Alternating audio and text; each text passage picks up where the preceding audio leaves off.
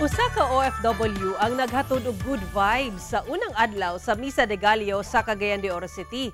Human kini nag-alas Santa Claus ug nanghatag og bulak sa mga nanimba sa St. Augustine Cathedral. Gawas niini nagatabang sabdi siya sa mga stroke patient nga dili makabayad alang sa physical therapy. Ato siyang ila-ilahon sa Christmas Special Report ni James Pauloya. You better watch out. You better not cry.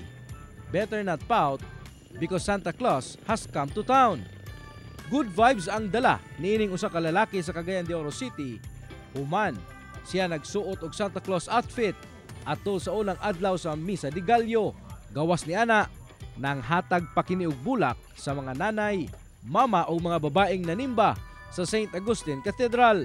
Ang maong lalaki mao si Visayo Jojo Balinado, residente sa Barangay Carmen sa Cagayan de Oro City, nga usa ka OFW nga nakabase na sa nasod Germany. Sumala ni Jojo nga matag Disyembre gyud kuno siya mo pauli sa Pilipinas aron sa pagsaulog sa adlaw sa Pasko ug paghatag og ginagmay nga butang nga makapalipay sa iyang isig katawo. Naatol sab kuno kini sa iyang adlaw na tawhan. Give gifts, love, affection, and whatsoever what makes the people happy. So my idea is I will wear Santa Claus to honor my mother.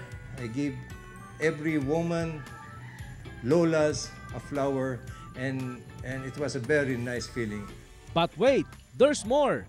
Tungod dili lang bulak ang iyang ginahatag, lakip na sab, libreng physical therapy alang sa mga stroke patients. Si Jojo, usa ka state certified physical therapist sa Germany, ug ang iyang kahibalo sa pagtherapy iyang gipaambit sa mga kabus nga na stroke ug dili maka-afford nga magbayad alang sa private PT sessions. Pinaagi sa iyang kaugalingon nga foundation nga iyang gitawag og Visayo Jojo Balinado Kawanggawa. Pipila ka mga stroke patient na kuno ang iyang natabangan nga makarecover sa maong sakit.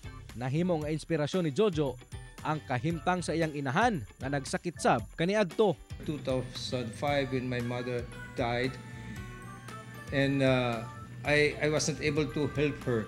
So right before she died, I asked myself I will make a payback time. Every time I am here, I would like to pay back to the people through my knowledge and physical therapies, because I'm just only thinking I'm only the instrument of God, and because I'm an instrument of God, I share it to everybody. Gani karong umaabot nga January 4, 2025, aduna kunoy laing libreng physical therapy nga ihanyag ang ilang foundation alang sa mga stroke patients. Alang sa mga gustong musalmot, magbili ng kunog mensahe sa ilang social media page nga VJB Kawanggawa. Paagi kuno kini ni Jojo nga makapasalamat sa Ginoo ug makatabang sa mga adunay sakit karong Pasko. Kauban si Makoy Sempron, James Paulo Yap, One Mindanao.